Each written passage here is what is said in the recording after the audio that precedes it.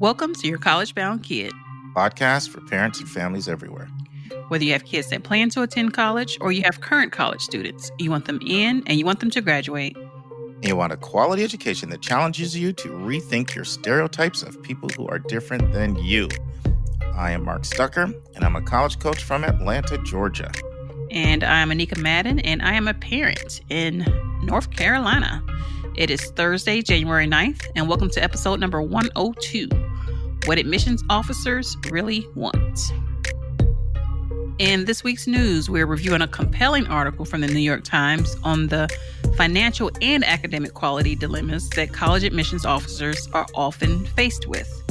And we're in chapter 102 of 171 answers, and Mark is letting us know whether or not wealthy families should complete the FAFSA application. And this week's question is from a mom who wants to know how to guide a child with a learning disability through the college admissions process. And Mark will be in the second and final part of his interview with Travis Hornsby and Student Loan Planner. And our college spotlight returns this week with Southern Methodist University in Dallas, Texas. Anika, what's up? I feel like we haven't talked in weeks. Well, it's only the holidays, but Happy New Year. Thank you. Happy New Year to you. Any exciting updates for me in the last 10, 12, 14 days since we last spoke? No, I think I've been sick about 12 of them. So that's not good. Yeah, it was a double whammy. We went down one time, then we went down a second time. So, and I say we as in the whole household. So it goes around. Well, I was in Canada for 4 days. Mm-hmm. So that was good with family. And then I've got my brother and all his family here with us until the 10th. Ooh. So kind of exciting. Yeah, from the 2nd to the 10th, 8 days with them from Denver, Colorado. So life is good. Having a great time here. Very nice. I know our listeners think, don't you guys do a podcast every week? What do you mean you haven't talked in a while? So when it gets around the holidays, we try to get done in advance so that we can have a little break. And now we're back. Right. A couple updates for everybody. One is special thanks, shout out to Dave Gardner in Colorado. He tipped us off. Episode 99 had a glitch and he didn't even know about it. A tech issue where the Emily Griffin interview got cut off and the college spotlight on Providence College got cut off. But Dave did his thing. He went to work, fixed it. But if you were trying to listen to that episode and you missed the end of the Emily Griffin interview and the spotlight on Providence College, it has been fixed for probably about 10 days now. And you can go back and listen to it. I think you'll like it. Another update. Anika, remember how you said, gee, we're going to have thumbs up and thumbs down for our interviews? That's kind of cold. Remember that? And you're talking about a sideways thumb? Yeah, sideways. Yeah, we going to get one?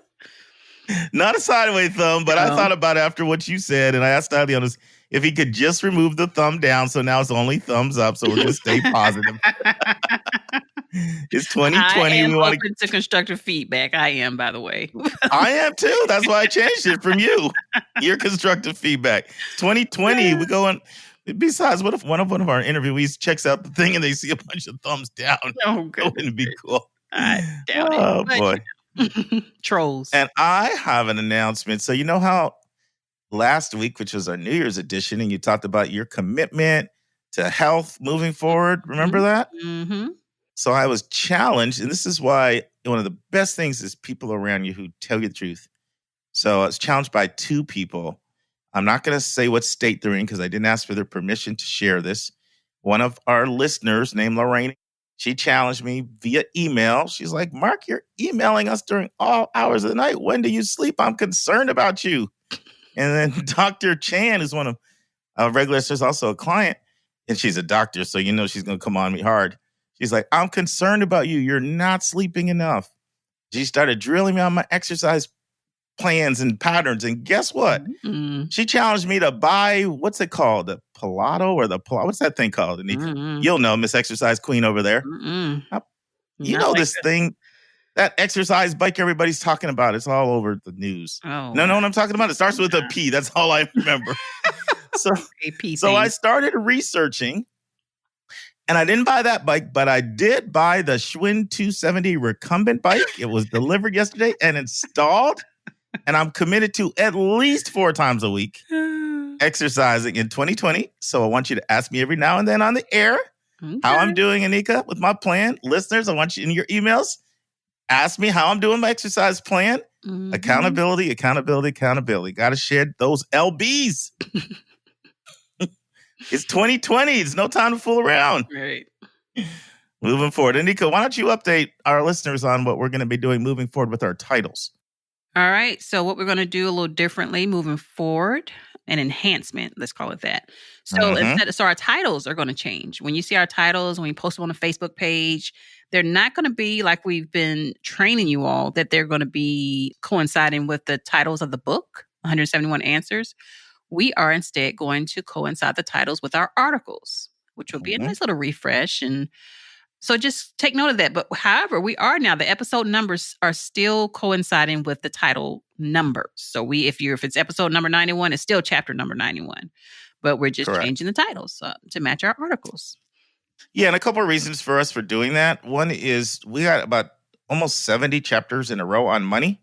And it's going to be, this chapter is going to start sounding all the same on money. Mm-hmm. And also, as much as I have tried to tell everybody, don't look at our chapter titles, all the research that is out there says that people look at titles and decide whether or not they'll listen to a podcast. And it's also better for Google searches and everything. So, and also when we run out of chapters, then what would we going to do? So we're good. I think you guys are going to like it. I don't think won't change our content at all, but don't think that our chapter titles will line up with our book chapters. Did I say that right, Anika? Or did I mess that up? No, you got it. You got it. I got it. Good. And one other thing I want to say, if you're just catching up on your holiday episodes, you definitely want to go back to 100 where we had a big announcement. And one of the things, we had a couple of big announcements in 100. One of them was that we now have all of our interviews as standalone episodes or audio files. You just can go to yourcorrespondintkid.com and you can play an interview as a standalone. There's two advantages to that. One, if we do a 3 or 4-parter, you don't have to jump to 4 different episodes to hear it. And secondly, you don't have to find out where the timestamp is on every single audio file in order to hear the episodes. So they're all there with pictures of the authors, information on the authors, all on yourcorrespondintkid.com. And the other thing I said on episode 100 was I told you all the guests that we've got lined up for 2021 to be on his interviews. But what I want to say today is I still have some slots that I haven't booked yet. So if there's a topic that you would love for us to have an expert on, then please send an email and say, you know what? I'd love you guys to have an expert on this topic, and we'll do our best to make it happen. Okay. And you call them all authors, Mike. Uh-oh. We haven't met in 2 weeks, and now Mike? Well, granted, you've called me Anitra quite a few times. I'm going to call us even. So, this is what our listeners don't know. My wife is named Anitra, and now I've got Anika. So every once in a while, I have a Freudian slip, and I call Anika Anitra. My first Mike of the year, about 2 years together. Yeah. So now I need to give you grace for calling me Mike. That was a good comeback. That was definitely a good Mark. But when you reference the interviews, you call them all authors. Now, I know the last interview we have up there are authors, but they're not all authors. Okay. Our interviews. You know what? I knew we were going to be, no, I'll say me. I knew it was going to be super massively rusty because we haven't recorded in a couple of weeks. I knew it. It's already shown up. It's all good. All good. All right, friends. Our admissions tip of the week. So you will see sometimes on the inquiry forms that colleges ask applicants to fill out. And increasingly, you're seeing a question that says, can we text you? And also, even in the college-specific questions portions of some of the applications, that question is there. Can we text you? And my advice is that you say yes for multiple reasons. One, schools use it to ascertain whether or not you're sufficiently interested in them, whether or not you say yes to that. But also, sometimes they can share some very helpful information, such as, hey, I'm going to be in your local area at a Starbucks. Would you like to come by and going to do a little Q&A session and stuff like that? So I'm going to encourage you to say yes. And if it's a school you have absolutely no interest in after a while, you can tell them, take me off the text message plan. And then for admissions vernacular, the word of the day is tags. And tags, it's not used that often, but it is a euphemism for a hook, having a hook, which is a euphemism for an institutional priority. So it's like something special, like they're looking for, like, for example, let's say they're not getting enough women physicists and you're a woman who's applying as a physics major. That could be a tag. It's just a little extra thumb on the scale. It gives you a little extra push in the admission process. All righty. And the college spotlight, SMU University, Southern Methodist. Or I have been on that campus more than any other campus other than Michigan State. Really? Yeah, because I used to study there. Yeah. When I lived in Dallas. Their library was open till 2 a.m. Oh, okay. And so I would go there and study till 2 a.m. And they have a really nice water fountain. I used to go out to that water fountain and pray when I needed to just clear my mind. Oh, wow. So, yeah.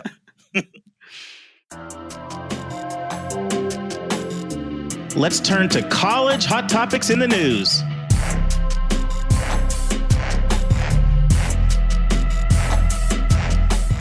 All right. The article of the week is entitled, What College Admissions Officers Really Want. And this is written by Mr. Paul Tuff, and it's found in the New York Times around fall time last year. And what this is, so the center of the article is a story of Trinity College. And the writer, Mr. Tuff, he's following the story of their enrollment manager named Angel Perez, who is this person that is hired with two really big and competing priorities of one, building a racially and socially economic diverse student body.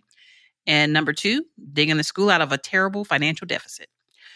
And so, Mark, I'm just going to read one of his Mr. Tuff subtitles, and I want us to go ahead and dive in because I know there's so many elements to this wonderfully written, by the way, article. And this one reads, elite schools say they're looking for academic excellence and diversity, but their thirst for tuition revenue means that wealth trumps all. So, Mark, again, this is a very long yet compelling article. So tell me what your first takeaways are. What do we want to dive into on this one? Well, first thing I want to do is I want to give a shout out to Elizabeth Racine, one of our dedicated listeners, who sent the article to us. And this is probably my favorite article. I almost did it, Anika. I'm rusty. My favorite article that we have ever read. Now, this is a tome, everybody. This is something like, I don't know, it's like 9,000 words or something. You put it in a Word doc, it's like 20 pages. So it's a long, long, long article. And Paul Tuff, we've had him on before. We featured him before because he wrote that fantastic book on looking at how children succeed, why they succeed, looking at grit and social intelligence. And I actually had the privilege, Anika, of meeting him about a month and a half ago because he was traveling to Atlanta for this book launch. And so I went over from Georgia Tech. We went over and had a chance to interact with him about this new book. And he's just a really cool guy. So I think what jumped out to me about this article is it really allowed you to see the pressure that admissions officers are feeling right now. It like puts you in that spot, right? Because on the one hand, they have to meet budgetary goals because pretty much almost every school in the country, there are very, very, very few exceptions, are tuition driven. Sure, schools like Princeton may get 40% of the money for their operating budget from their endowment, but still, that's still more than half coming from tuition, even for the wealthiest schools in the country. And then the other schools are like 90% of their operating budget is coming from tuition. So if they don't meet the average revenue per student, then the whole thing comes down like a deck of cards, right? Massive layoffs, closing down departments or shutting down, laying off faculty or salary freezes or all kinds of things that can happen. Here in Atlanta, Spelman got rid of their whole competitive athletics overfunding. So there's a tremendous amount of pressure to bring a certain amount of dollars in. But there's also a tremendous amount of pressure to improve and enhance the quality of the student body that you bring in and to diversify the student body. And so I thought this article just did a really good job of showing how these two things produce this incredible amount of pressure and how difficult it actually is for an admissions officer to pull off those two competing objectives, which oftentimes are kind of at odds with one another because diversifying the student body oftentimes means, particularly for a place like Trinity, it means moving away from what had been their bread and butter, which is well-heeled, wealthy, blue blood Caucasian families, you know? I mean, it has a bastion for wealthy kids. If at one time Trinity had the highest percentage of kids in the country coming from the top 1%, almost 1 in 4 kids coming from the top 1%, income wise. So, Anika, I just felt like, and maybe it's because I'm, kind of admissions nerd and I'm kind of eat, sleep, drink, breathe this stuff, that this article kind of really appealed to me, but I related to it as an admissions professional. Right. And knowing what those tensions are like. And it just even brought back memories of many conversations I had with the powers that be about we've got to make budget, but at the same time, what about these incredibly gifted and talented kids? But some of them require so much financial aid. And so just the tension between those two competing goals, I thought that was the part that stood out. What stood out to you? Well, I think along those lines, but at the same time where he mentions, or Mr. Perez makes the statement that one of the things that he had to do when he got to Trinity was to try to persuade that board of directors or whoever, president, whomever, the higher ups were, that you can't have both. And so it did a beautiful job of telling his story, but I didn't quite get to if he was able to accomplish that. So I know that he said that he made progress in all that, he was dealing with, but can you have both? Can you have a diverse body and can you make a budget in a situation where you're not a Princeton or you're not a Harvard that can, that's just got it like that? So, you absolutely can, because this is something every school does. I think what the article does, though, and it does it masterfully, is it showed how what the public actually thinks is true, actually the opposite is true.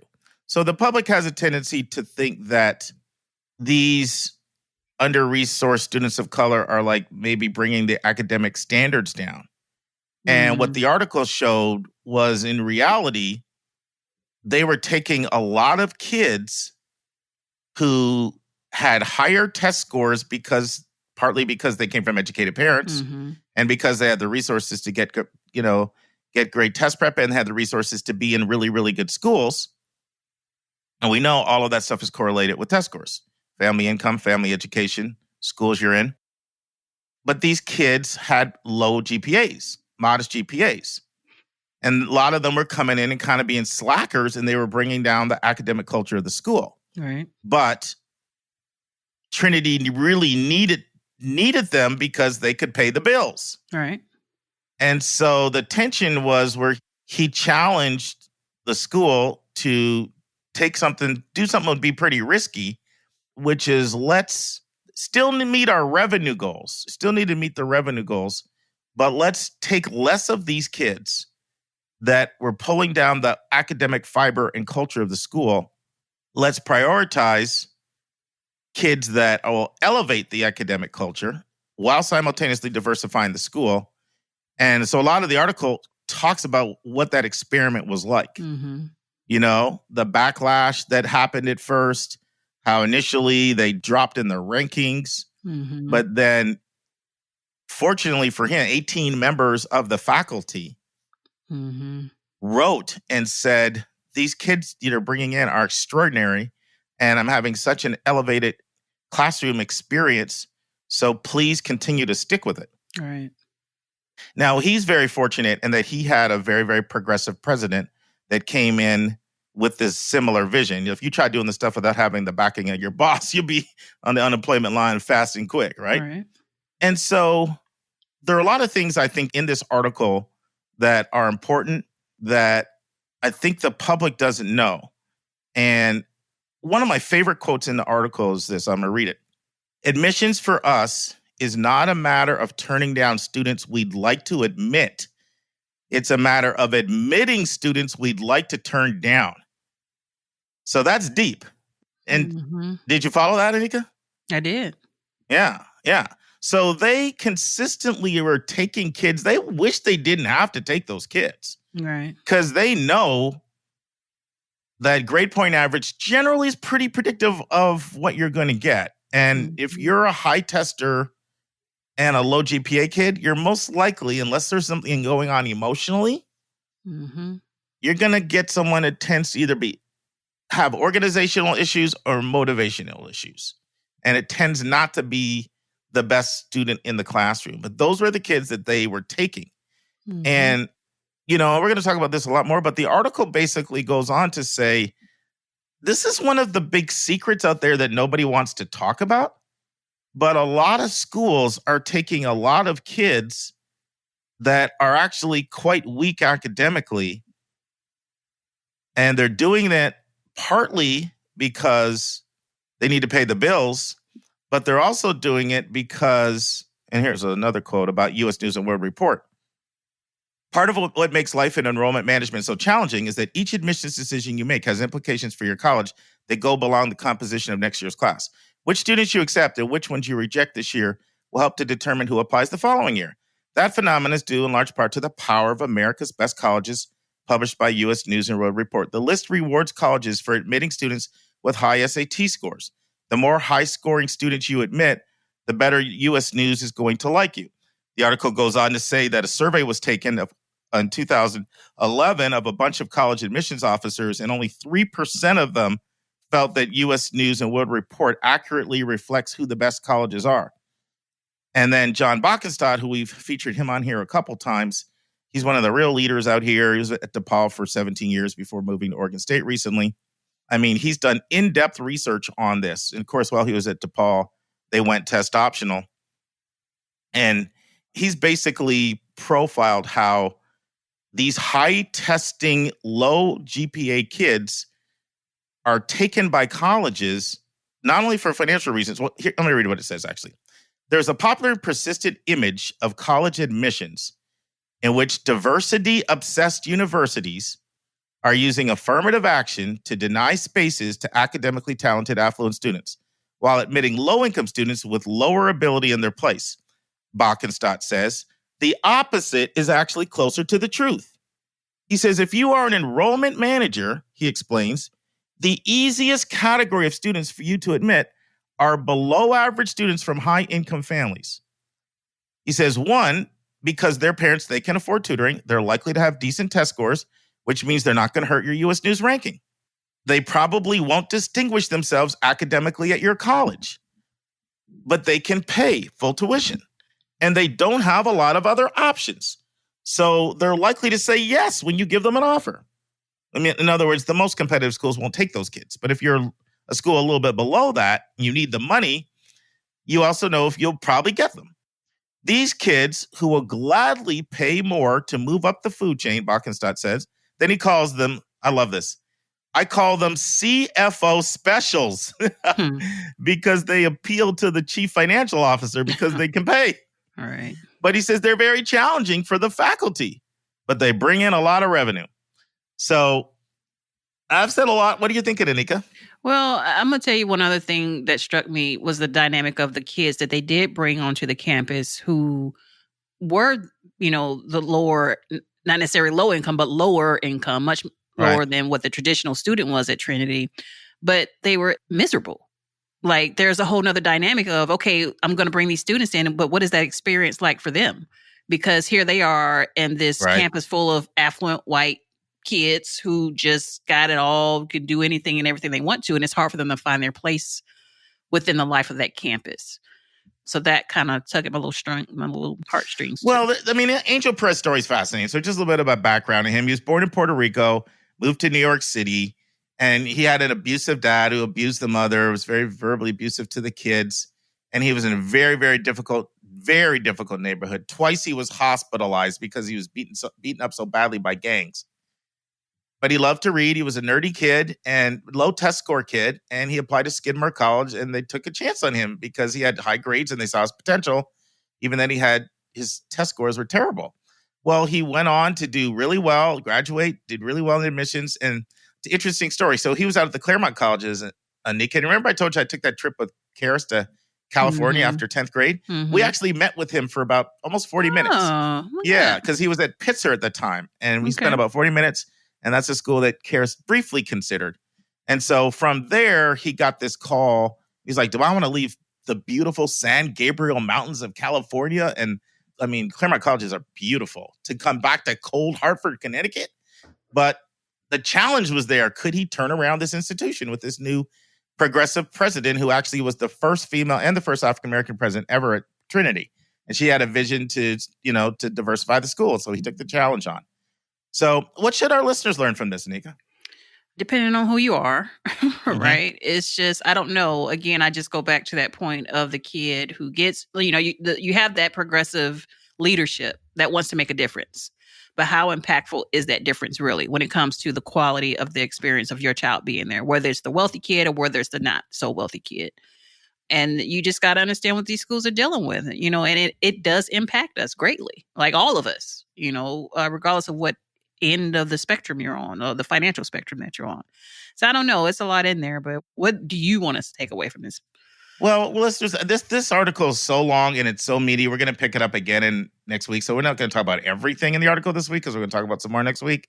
But one of the things that I think is very noteworthy is the fact that how big of a role how much people can pay plays in who gets admitted at a lot of particularly private schools that are not at the top of the food chain. It's huge. And it's not something that people like to advertise. It's not something they like to talk about. It's a little unsavory and socially polite company. But we're going to get into more of it next week. And we're going to talk about something we haven't even talked about ever on this podcast about how sophisticated the processes and services that schools use to figure out how much people can pay and how that impacts what offers they get. Yeah. And once again, this is not at all schools. You tend to see it not as much at public schools, although it does exist at public schools. I mean, Mississippi State's been doing a lot of things along those lines. So, you got to be careful with that broad stroke of the brush. It's more prevalent at private schools that are not elite, but it does also exist in public schools. And so we're going to get a lot more into that. But the role of who can pay and how much people can pay plays a much, much bigger role in who gets admitted than I think the public understands. So I think that's enough for now because we're going to pick it up next week. Yep. Now it's time for our step-by-step walkthrough of the college admissions process.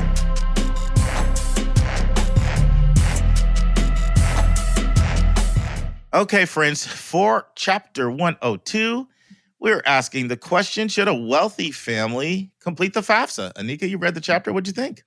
You want the fast answer? I want more. I want the answer and some explanation. Well, I don't want you to say no. Next section, Mark. We're done.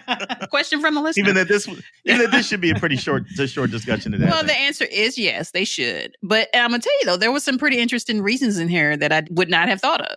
And so I would give a qualified yes. Okay. I would say yes, they should for certain instances, not for certain all, instances, but go ahead. Right? But yeah, so let's talk about when they should and maybe when they shouldn't. Or just go ahead, just share some details. Well, the first two we've touched on before about private scholarships and even institutional money that require you to fill out FAFSA. Like regardless if you don't need need-based aid, I think I said that right. If you want merit money, something they say, hey, you still got to fill out FAFSA. So yeah, so the only thing I want to say about that is that's true for some schools. Oh, so there are some schools that require the FAFSA to be completed for merit money as well as need-based money. Okay, good. The majority of schools that give merit money don't have that requirement, but some do. Okay. So if you want to make yourself eligible for merit money, you need to at least check, is FAFSA completion going to be a requirement for merit money? The majority of the time, the answer is going to be no, but sometimes the answer is going to be yes. Okay. So that's one reason. Okay. Anything else you want to share? Yeah, so two more. So one of the next one was that, through the federal direct loan program, FAFSA is required for that. And that is a way that people build up their credit. So that's a good reason in itself to fill it out because kids can start building their credit scores around that. So yeah, that's true. You can build your credit score about that. There are also people, this isn't true of everybody, but there are people that say, I can do better investing that money than, and there are people literally that say, okay, it's 5% loan. I can do better investing that money. Okay. There are also people who may need it. They may not think that they're going to need it, but you never know what financial situation, you never know, you lose a job or your financial circumstances change. Right. And you do end up needing that loan. Okay. And then the last one that I have is that FAFSA, which I guess I should have thought about before, is that this could show a sign of demonstrated interest because, you have to list the schools that you're applying to on the application. So that can show the school itself like, hey, you're kind of interested in us. So that was the other one, demonstrated interest. Yeah. Now I'll tell you the argument against this. The argument against it is it's sort of what we were talking about before. If a school is looking at ability to pay, and that's a tag, as we said today, that's a tag, that's a hook, that's an institutional priority, ability to pay, and you indicate you need financial need, you have financial need, or you're applying for financial aid, are you decreasing your chance of being admitted? That's a concern people have. Okay. Now, there's a couple of things you could say around that. One, you can complete the FAFSA and not check that you are requiring financial aid. That's one thing on the form. But more importantly, just because you indicate that you are applying for financial aid, right? Because, we're almost talking about two things, Anika. Completing the FAFSA, does that go hand in hand with checking that you're applying for financial aid? Normally it does. I'm working off that assumption. Okay, even if you know you won't qualify. Anika and I are so grateful for everyone who has financially supported our podcast. It allows us to pay our staff and cover our other auxiliary expenses involved in having a weekly professional podcast. At the start of every month, we're going to start sending a special gift to anyone who financially supports your college-bound kid. I will be sending our donors this bonus content once a month directly to your email. The bonus content will be between 10 to 15 minutes in length. Usually it will be a college-related topic that I'm passionate about. Occasionally, it'll be another bonus hot topic in the news segment. Sometimes it'll be an answer to a question that one of our listeners submits to us via email. And you'll receive these monthly audio blogs for a gift of any amount. We know that $5,000 to one person is $5 to someone else, and we don't want your budget to be a hindrance to you receiving this additional bonus content. So if you want to support our show, just go to yourcollegeboundkid.com and click the donate button. And if you've already financially supported our podcast, you will automatically start receiving this bonus content via your email. This bonus content is our way of letting our financial supporters know in a tangible way how much we appreciate you. And if you have any questions at all about our monthly bonus content, just send your questions our way. That's to questions@yourcollegeboundkid.com. Once again, questions@yourcollegeboundkid.com. So, from my experience, schools do not say, okay, you're applying for financial aid, you're not, therefore we're going to ding the person that's applying for financial aid because we're looking for full pay families and you're not a full pay family. That is not my experience. My experience is that schools need revenue to pay their bills, but they are very much interested in what we call high pay families as well as full pay families. So if somebody indicates that they are going to apply for financial aid, and that in of itself doesn't make a school say we're not interested in you because we're looking for people that can pay the full freight. Right. They will then do a deeper look and say, oh, the full cost is $50,000 and you can pay $40,000. Well, that helps us. Like, for example, let's look at Trinity. When they ran those numbers, I don't know if you remember this, Anika, their research indicated they needed to get $32,000 in tuition and room and board per student. That's more the mindset that I feel is out there. Okay. So just because somebody may need aid or possibly, and once again, we know that we haven't defined wealthy, right? Is wealthy a full pay family that doesn't qualify for aid? Is wealthy a family that may qualify for like $5,000? We haven't really defined it here, but that's something else to think about. From my experience, that's a myth, and that's something I hear a lot of people say. In fact, I get asked that question a lot. For people will say, gee, if checking the box to indicate that I'm applying for financial aid is going to hurt me because they're looking for full pay families, then I'm not going to do it. And I think for the most part, that's a myth. Does that make sense or not? Well, I guess it does. But once they see their numbers, it doesn't really matter at that point, right? I mean, they can see how much. Well, that's my point. My point is colleges need revenue. And if you're a high pay family, they'll be happy with that because that's still going to be a significant amount of revenue for them. And they're not just going to say, and I'll tell you something, schools are kind of sophisticated too. They look at something, schools that really look at ability to pay, they are and factor that in. And I've had many schools tell me this. They said it's kind of obvious, Mark, when we're looking at a file and we see one person's a doctor that's married to an engineer and someone else is a custodial worker, we can kind of tell. And they can tell by zip codes and they can tell by professions. So schools that really are attuned to ability to pay, there are many cues and clues in the application that, okay, this is probably a high pay or a full pay family. Right. Okay. So I'm just saying that because sometimes people think, well, I don't want to do it because I think it'll hurt my chances of getting in. And I do not find that to be true. I will absolutely say how much you can pay at schools that are need conscious can make a difference, but not whether or not you are applying for financial aid or not. It's more how much are you able to pay. Right. So some families don't qualify for aid when they only have one kid in college. So they just assume that they won't qualify for aid when they have two kids in college if they apply. But what they may find is that they not only may qualify, but they might qualify for a pretty healthy amount. Having said all of that, I do want to be crystal clear about something. I do not feel that I have been clear about so far. Nothing is wrong with not applying for financial aid. In fact, I've worked with some people who have said, even if they were to give us merit money, someone else could use that money more than we need it. And I actually think that's a pretty noble thought on their part. So in effect, they're saying, we're going to pass and not apply for aid. And I respect that, and I respect that highly. I just wanted to mention some of the advantages to completing the FAFSA that oftentimes go overlooked for families that don't think they will qualify. Anyway, that's all I have on that one. Anything else? Nope, I think you did it. All right, let's keep it moving. It's time for a question from one of our listeners.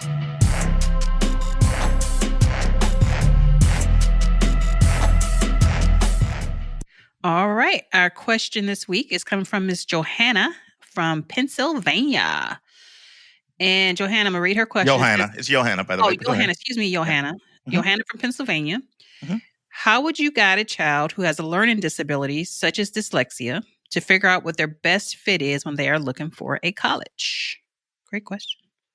No, it's absolutely a great question. And I really appreciate, Johanna sending this in because, it's something we've talked about quite a bit, Anika.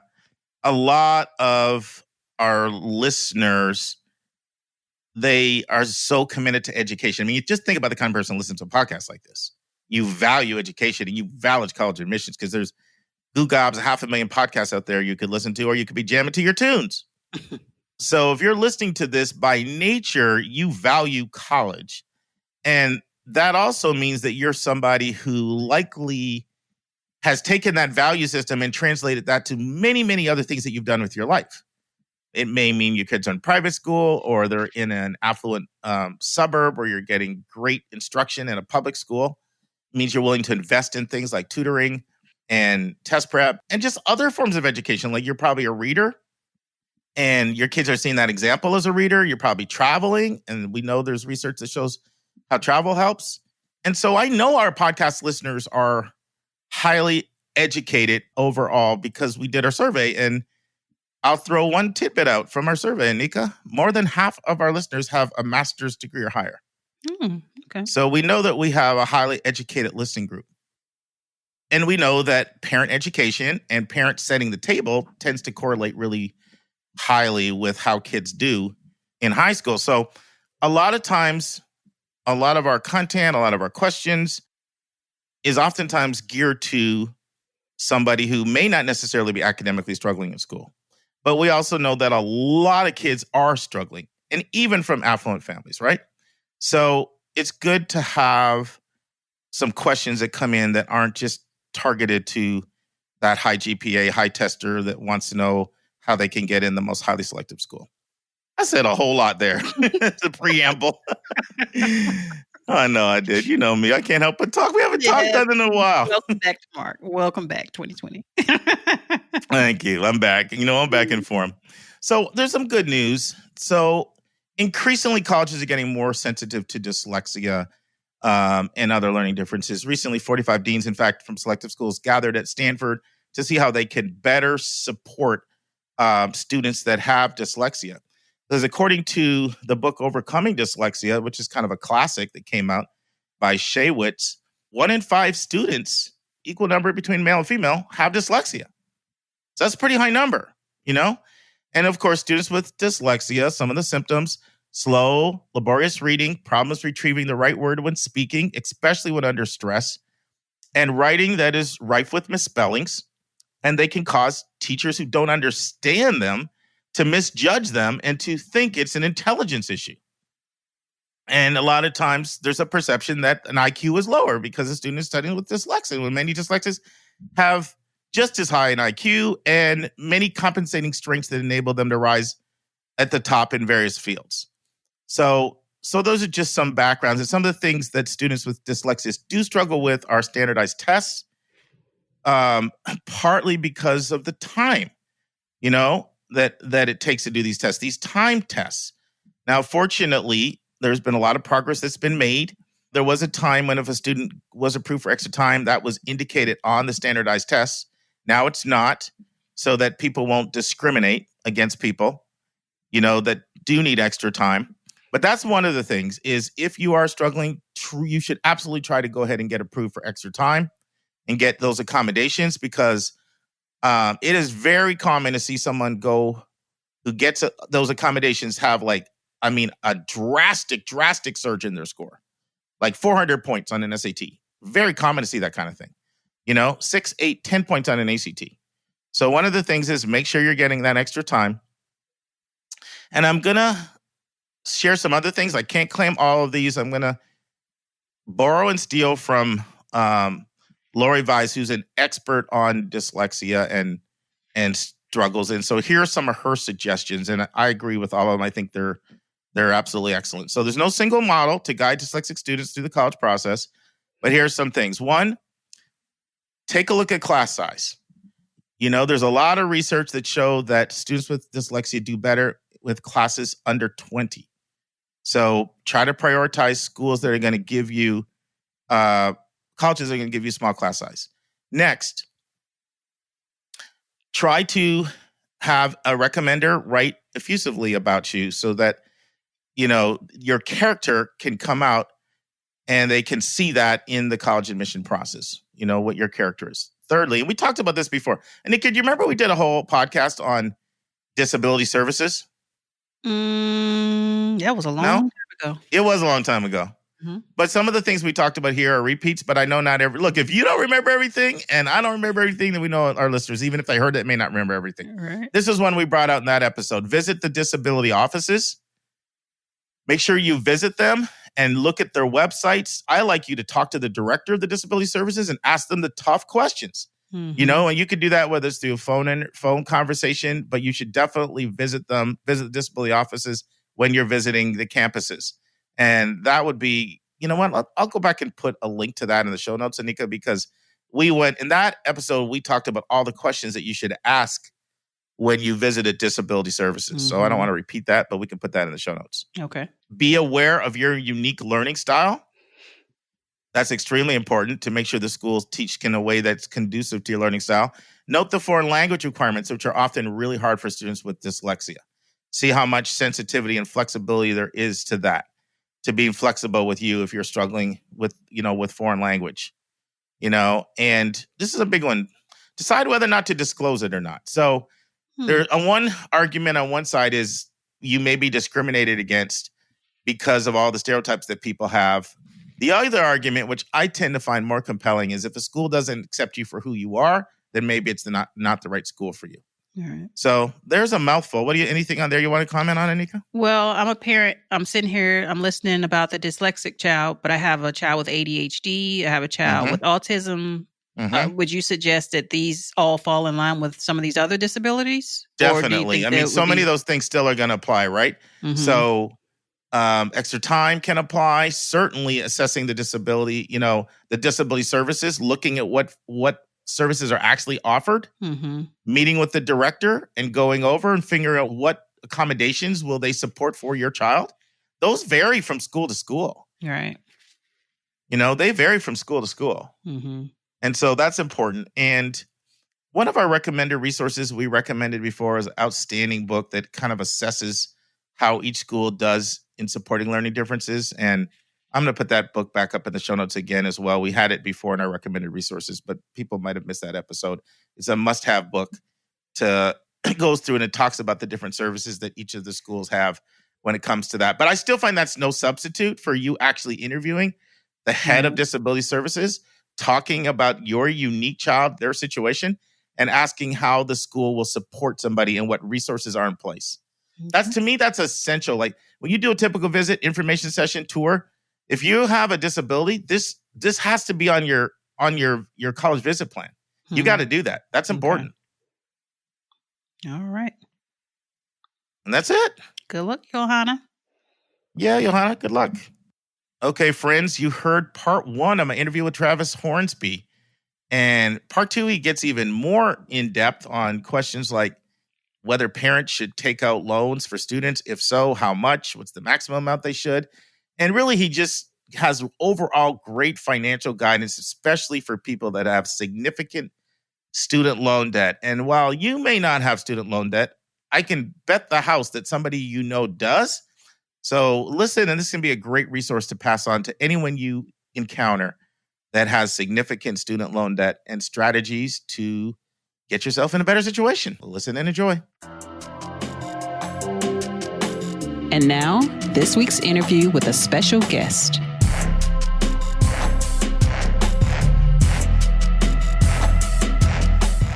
Now, have you seen stats on co-signing? I mean, co-signing defaults. Like, is this something? Well, not default. I guess it wouldn't be the word.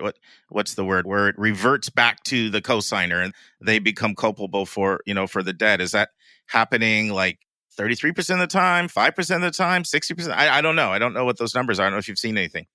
No, I haven't actually. So I think that's just. I think that the parents tend to be pretty good at getting people to pay money. In my experience, anecdotally, I don't have like hard data from external sources, but I have that internal data. And generally speaking, we find that parents really act as backstops for that co-signed loan as a rarity rather than a common thing that happens. So especially with our economy right now, like that's one thing that's true overall in student loan debt. If you actually look at overall student loan debt, it's growing at one of the slowest rates it's grown at in 10, 15 years. And that's just because what's interesting is if you look at the split in borrowers, people who owe less than $80,000 overall are actually paying down their debt at a pretty rapid clip. And people who are taking out debt for graduate degrees, their debt is growing at a double-digit % increase right now.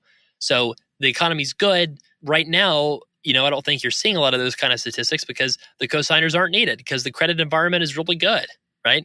So if we have another 2008 experience or even like a 2008 light, I think we're going to see some really great statistics on cosigner defaults. Yeah, and I can relate to, you dealing with people with hundreds of thousands of dollars in professional debt. We did a podcast 4 or 5 months ago. And we talked about how the average student's coming out of dental school with $278,000. That's the average in the most recent statistics I've seen. So, that's a lot of money. Yeah, our average is probably about $380,000. Yeah, well, they know they need you, and they're at that level. They're like, I'm absolutely drowning, right? Yeah, well, and our sample size is biased more towards people who have the higher debts, right? But yeah, it's one thing that's something that you should consider too when you're doing, kind of a private loan or you're doing a co-signing. I mean, honestly, I'm convinced that more often than not, the parent is better off taking the Parent Plus loan, even though it's more expensive. Well, that was my question for you. My next question, I was going to ask you, so actually, why don't you just elaborate on that? I cut you off. Go ahead. You're on a roll.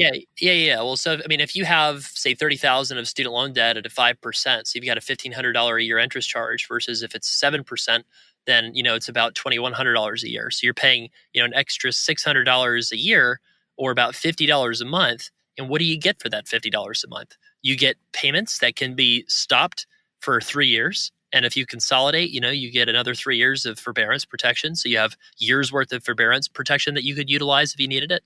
You have income contingent repayment wherever if you ever lost your job with Parent Plus loans, you can consolidate that debt into a direct consolidation loan. And then you can only use the ICR plan on a direct consolidation loan for Parent Plus. So your payment could be as low as $0 a month and you'd be considered in good order. I actually have a significant group of people that are retiring mostly on Social Security income and are actually going for forgiveness on their Parent Plus loans because they're able to pay very little, if anything at all, once they no longer have earned income and the debt's on track to be forgiven. So there's actually quite a few situations there where, that $50 a month for a typical $30,000 Parent Plus loan, which, I don't have the stats right in front of me, but I think that's approximately the average 20, 30,000, something like that is the typical Parent Plus loan. So, would you rather be forced to pay $200 or $300 a month, or would you rather have the option to pay $200 or $300 a month? And, for that reason, I think that's what's one of the reasons why I think a lot of people are better off never taking out a private loan in the first place and just taking their dice with the government. Because I think, too, one thing that's being discussed with the Higher Education Act reauthorization is, hey, Parent Plus loans are the only kind of loans that are brutal in terms of their repayment requirements and options for repayment, right? So why shouldn't we include Parent Plus loans with some of these other sweeteners for updating and enhancing the Higher Education Act, which, if you take out private loans, I can guarantee you're not going to be a part of that. Yeah, when we had our discussion, we went over 9 different repayment options. We went over all of that maybe 4 months or so ago, and it's the flexibility that the Parent Plus loan gives you compared to private options that's attractive. If you're looking at those two, I think people still need to be very careful with that as well. But one thing we never really talked about back then was deferment and forbearance. Can you explain to our listeners what that is? I know you alluded to it, but I actually had thought about having a podcast on that. I don't think we need a whole podcast, but you can maybe just explain to our listeners what that is. Well, so deferment is generally a term for if you have a specific period of time when you're like in school or payments are not required of you. So that's like, generally speaking, the most common time for deferment is when you're in school somewhere. There's, a couple other kind of random things, but that's like, I think 95% of deferment is people that are in school pursuing a degree. So during that period, any subsidized loan doesn't accrue interest at all. And then during that period, unsubsidized loans would still accrue interest. And, Parent Plus is unsubsidized. So forbearance, what a forbearance is there's basically mandatory forbearance where a loan servicer is required to offer it to you. And there's discretionary forbearance where they're not required to offer it to you, but they generally always do. And that's approved for at about 12-month intervals. And you get, generally speaking, 3 years total of forbearance. So I'd have to review my notes on Parent Plus for the exact number, but I know for Stafford and for Grad Plus, it's 3 years of forbearance total that you're allowed over the life of your loan. And through the simple trick of just consolidating your loan with a direct consolidation loan, you basically create a brand new promissory note, right? So that's a way to basically get twice as much forbearance. I don't like talking about that a lot because I don't want people to abuse that because that's not going to be good for you. But to be honest, like there's situations where people have a bill that's more pressing than their student loan, and I'm not in a position where I should be judging them for that. So credit card debt, medical debt, some sort of payment that they absolutely have to make, maybe to keep their house or something. And that's one of the benefits of having a loan that's that flexible. So that was one piece of advice that I gave a family who's really struggling under like some, 12 or 13% debt that's private. I said, well, okay, your Parent Plus loans, you can put those in forbearance and you can tackle your highest interest debt and get an emergency fund. And then once you have that emergency fund where you're not going to fall back into that situation again, then you can restart your Parent Plus loans, while also obviously correcting the spending situation that got you into that spot in the first place. Yeah, and I just wanted our listeners to know that basically your loan payments can go on hold for a while and you're not in danger of falling into default. So, that's just a really nice option. So would you go so far as to say never take out a private loan? Or do you think would you say, well, never say never? Here's one case where it may be okay. I'd say it's okay if you're very financially stable and you have plenty of assets, but you don't want to commit them to paying for someone's school directly. So, for example, let's say that your primary goal is putting tons of money away for retirement savings because, you're in your 50s and you can't borrow for retirement, but you can borrow for your kid's education, right? So that's very true. I really buy into that. And so if you're a parent and, your kid's education is going to require you to borrow an extra $10K a year for their education, you're going to leave school with $40K for your kid's education in your name, then I would say that that's a reasonable situation to borrow as long as that's going to result in a specific job outcome. If you feel pretty confident that they're going to graduate, get a decent job somewhere, they'll pay it off. I mean, the vast majority of people, especially with private loans, like they pay them off. The default rate on private loans is not actually nearly as high as it is for federal loans because the private loans actually have to go through some underwriting. So I think that it's fine to do that because if you take the Parent Plus loans, you have the 4.25% origination fee, plus you have the 7.6% interest rate. So if you can get 5.5 or 6 with maybe no or 1% or 2% origination fee, you'll save a couple $1,000s, over the life of your kid's education. That's probably worth it. And that's probably worth not pausing your retirement accounts for 4 years and paying higher marginal tax rates during that time that your kid's going to school. So I think it's reasonable to borrow, but I would say I would never want somebody to really borrow more than a quarter of their income for their children's education. That might be. Yeah, I was going to ask you that if you had, if you thought through that, like, what's the maximum amount that a parent should borrow if they are going to borrow? It sounds like you've put some thought into that. Yeah, I think if you borrow half, I mean, you're talking about borrowing something that's going to be a big obstacle to your retirement that you're going to definitely have to pay back. And if you borrow more than 1 times your income, you're going to be looking at potentially needing to rely on the government to be able to survive because of the big payments you're going to have to make if you're not actually able to pay the debt off. Like, one thing that people don't understand about Parent Plus loans, I think sometimes, is Parent Plus is not a co-signed loan. It's the parent's loan, right? It's in the parent's name, not the kid's name. So that means you're responsible for it as the parent. So yeah, I think that the quarter of your income. So say mom and dad both make $80,000 a year. Both of them take out $20K. Like, that's reasonable. The kid's probably going to be able to help you pay that back. But if you're going to take a lot more than that, I mean, I would just say, I've seen people just destroy their retirement futures over something that's not valuable. There's absolutely no benefit, in my view, of taking out a more expensive degree than, a flagship state university, unless it's something that's super specialized for what your kid wants to do, or if it's, a top kind of 10, 20 kind of school. At least that's my philosophy. No, I think there's a lot of wisdom to what you said. Let's take a break to learn about Mark's recommended resource for the week.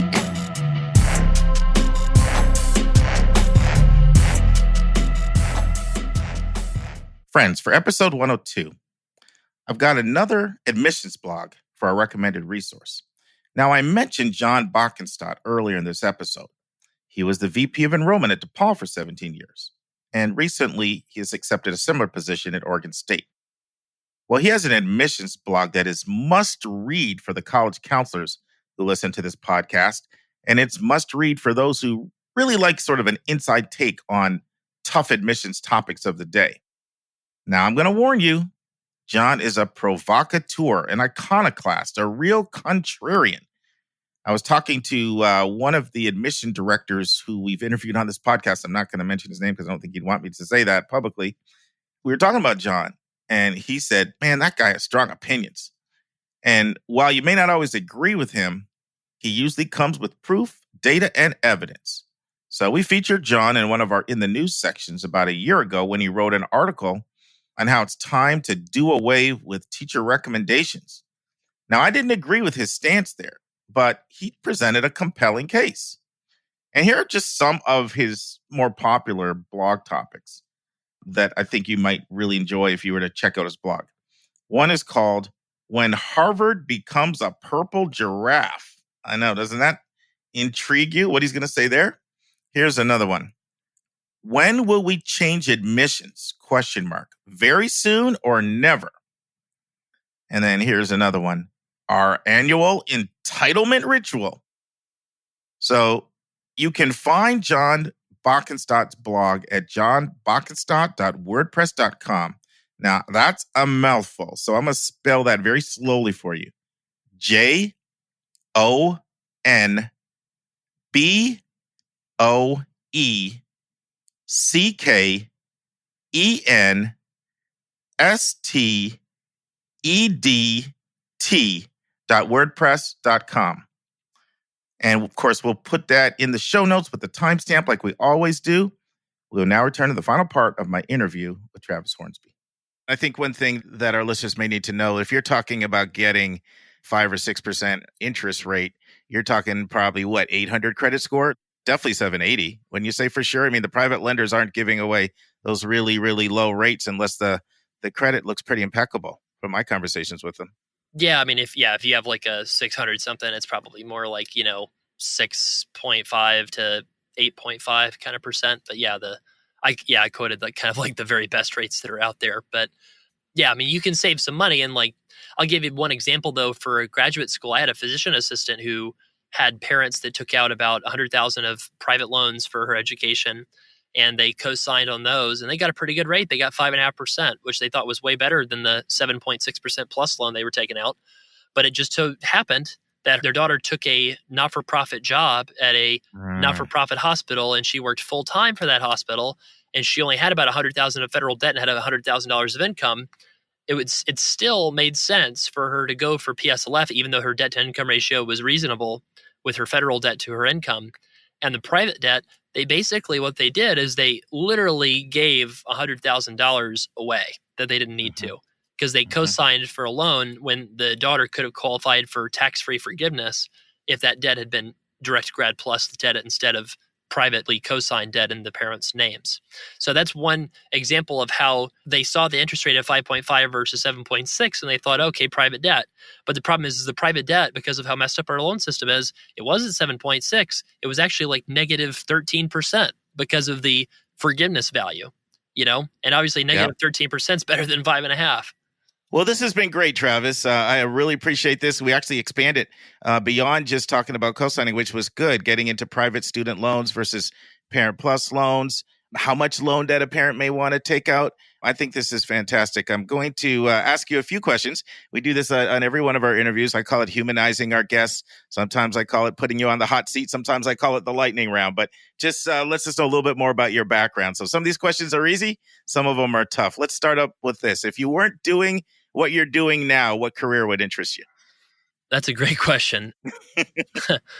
Probably blogging about maybe like travel blogging or something like that. Probably something involving the internet and trying to help people live a more exciting, free life. Nice. And what's one thing you would have done differently if you had a chance to do it all over again? Made sure my mom knew how to fill out the FAFSA. That's a great answer. I'm just kidding. No, I mean, yeah, probably traveled more places. I think that I did a gap year sabbatical, and I went on a trip. I went to 40 different countries, and man, I wish I had kind of realized that it was okay to do that sooner than I did. It was an amazing experience. Our listeners are going to know what I'm thinking right now. So we shared this thing earlier in the year. It was a result of a study done out at Cornell. 1,500 65-year-olds were interviewed on their biggest regrets in life. And so we took 8 straight episodes. We went through these 8 regrets in order of which ones were most frequently mentioned. And of course, in that sort of mid 4 or 5 range was wishing that they had traveled more. So that was nice. That was a nice reinforcement of a point we made earlier. I have to always ask people about books. A couple of books that you've read that, I don't want to go so far as say changed your life, but a couple of your favorite books that you've read. I really like biographies. So, and I like stuff about the stock market. I'm I'm a pretty boring person, I guess, but I like Stocks for the Long Run by Jeremy Siegel. It's a book kind of making the case for having a high savings rate and doing it for a long time and having that be a big key to financial security.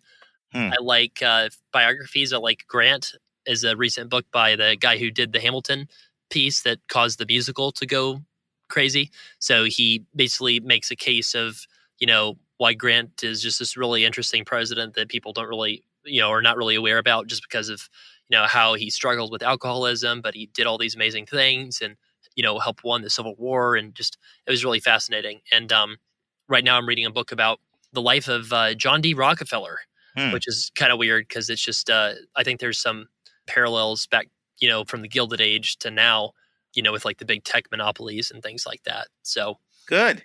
Yeah. I like it. So a couple more here. Your favorite place to vacation?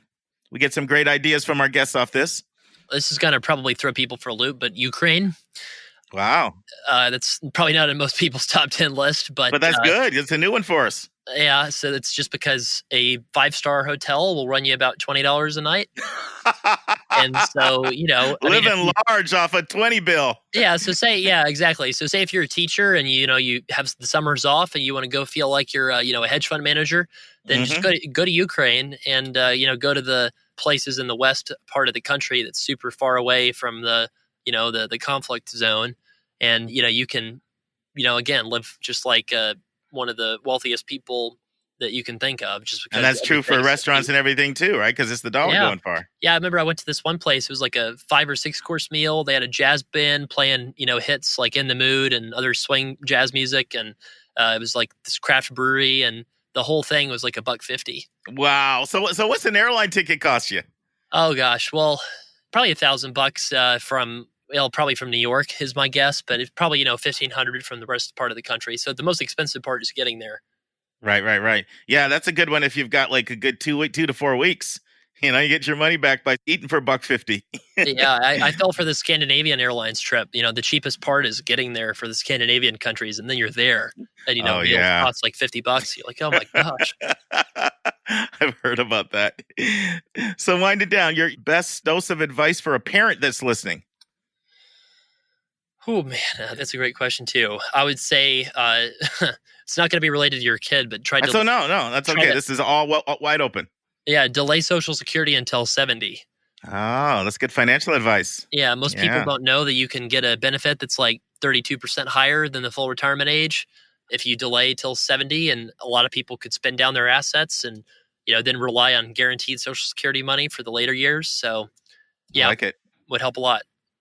And then for a student that's out there that's listening, we've got 10th, 11th, 12th grade students listening, even students thinking about transferring listening. Any thoughts for them?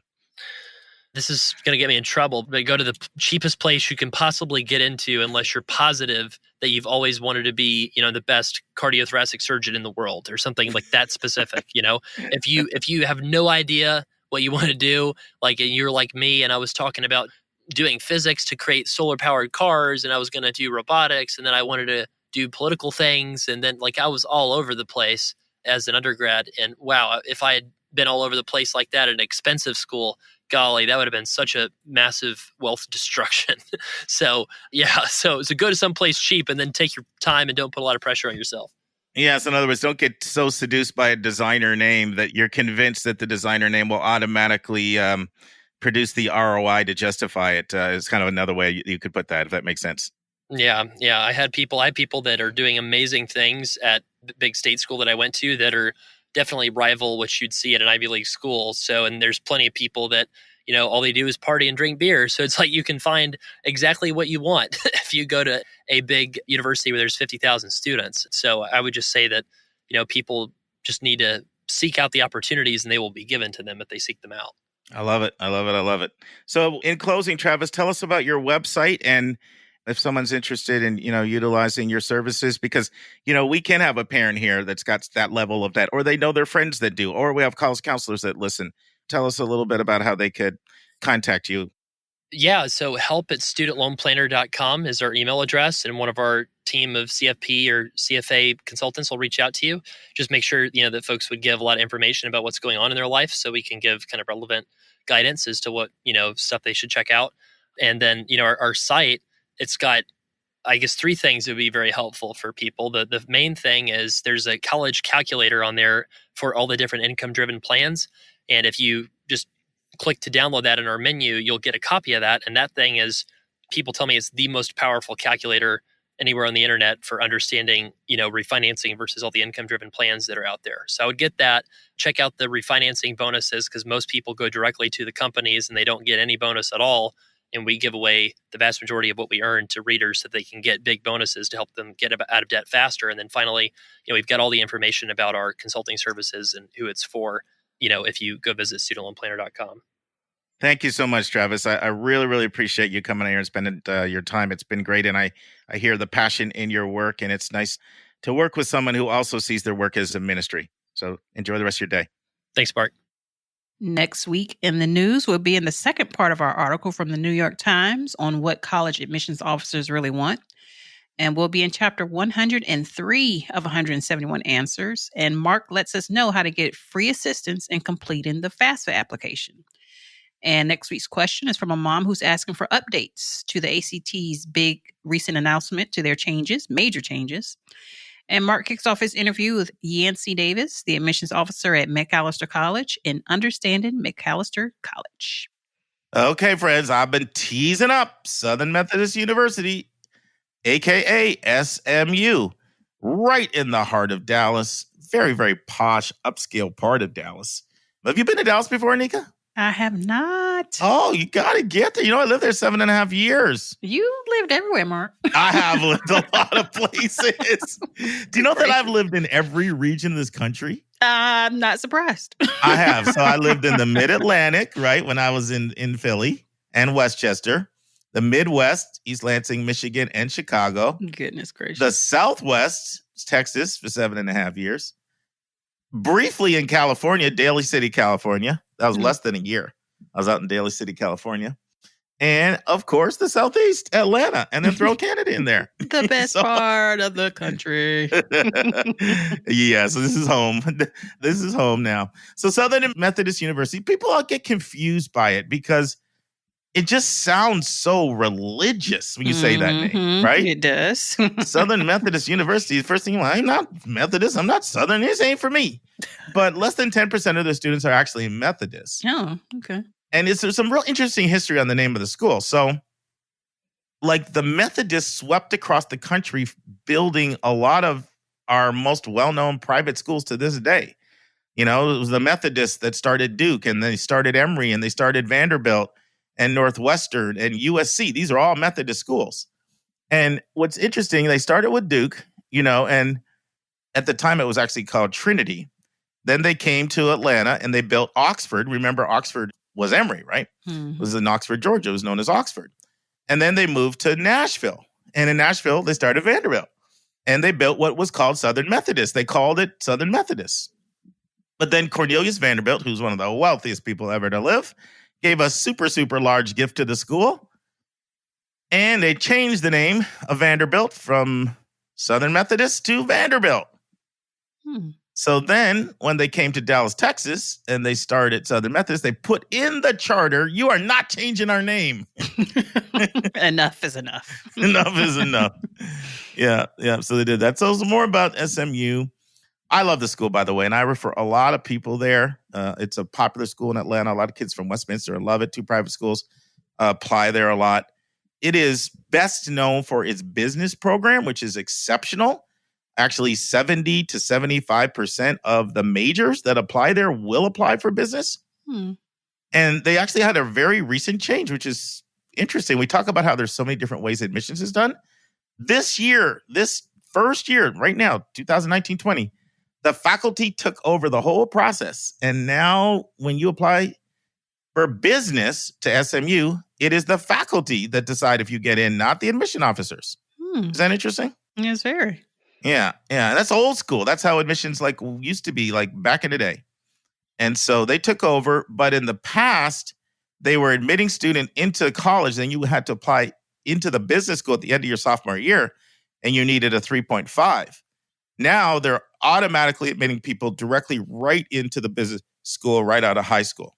So, you know, it's still, we'll see whether it works out good. Now, the good thing is you can indicate on your application that you want to be considered for other majors. So if you don't get in business, they still will then pass you over to the admission office and you can be considered for other majors.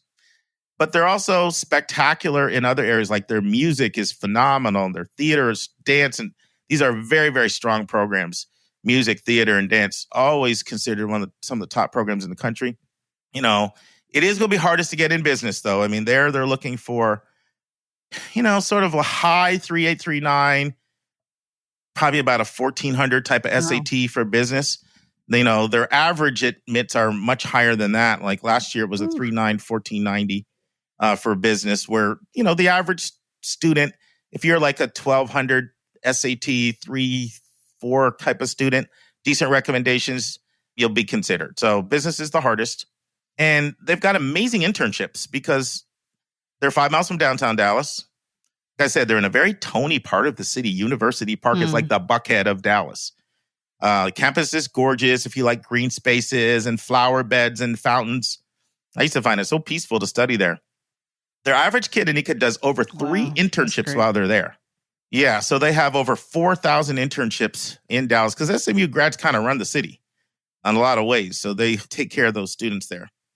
Some other really good programs as well. Engineering is really good. Pre-med, pre-law is really good. The sciences in general are good. I mean, their most famous programs, Cox School of Business, Meadow School of the Arts.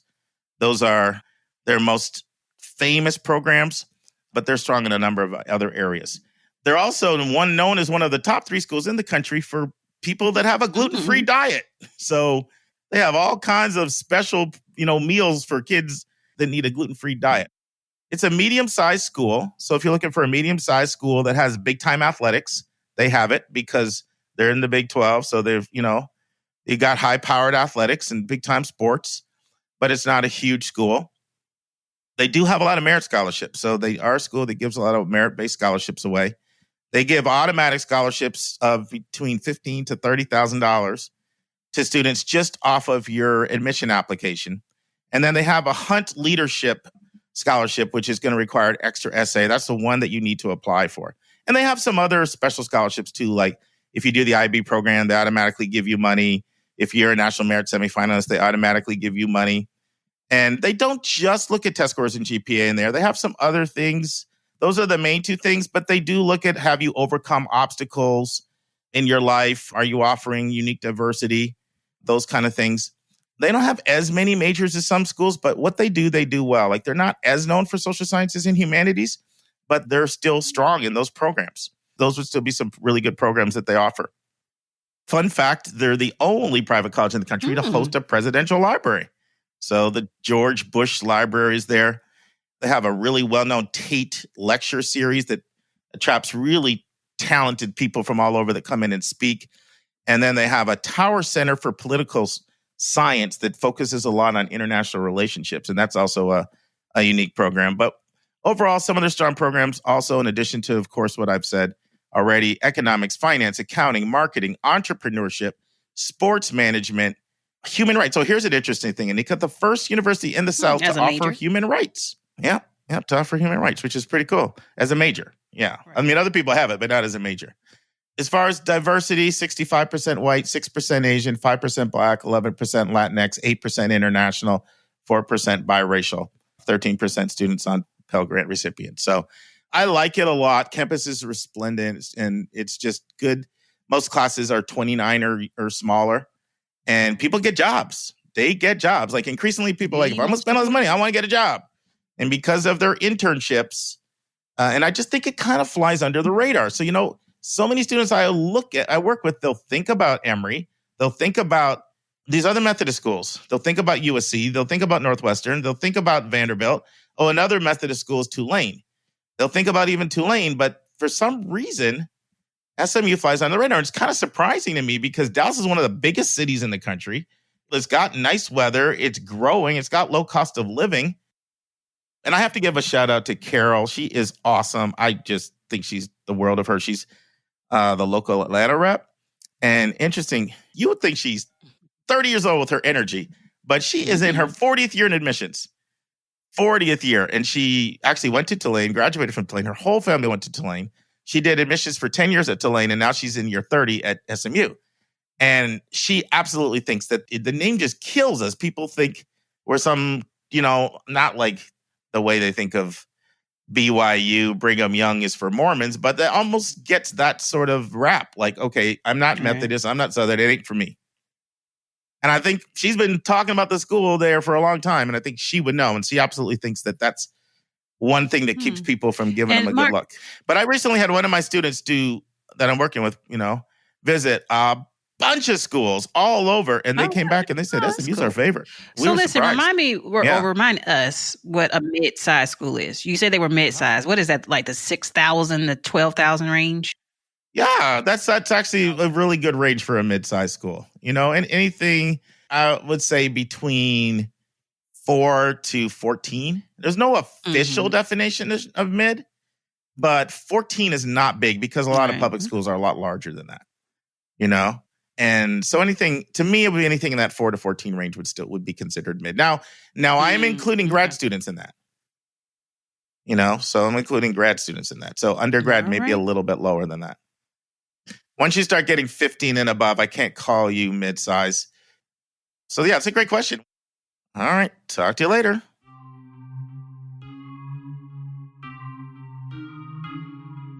And that's our show. A big thank you to you, our listeners, for tuning in this week. And if you found this podcast helpful, it would help us tremendously if you would subscribe and write us a review on your favorite podcast listening station. And please be sure to click the share button and send this to someone you know that could really use this information. Your College Bound Kid is produced by John Lockenbaugh. The amazing music that you hear is by Victor Allen Weeks. Artwork is by Andrea Togo. And marketing designs are by Kimberly Blass. If you want to get a copy of the book, 171 Answers to the Most Asked College Admissions Questions, you can go right to 171answers.com. And if you want to have a college coaching session with Mark, you can send him a text to area code 404-664-4340. And if you have a question or a few questions that you would like for us to answer on the show, please email us at questions@yourcollegeboundkid.com. That's questions with an S at yourcollegeboundkid.com. Every week, we'll take one question and include it in the episode. We don't like your questions. We love your questions, so send them our way. And by the way, check out our website, which is just simply yourcollegeboundkid.com. Again, we thank you for tuning in, and we look forward to meeting with you again next week.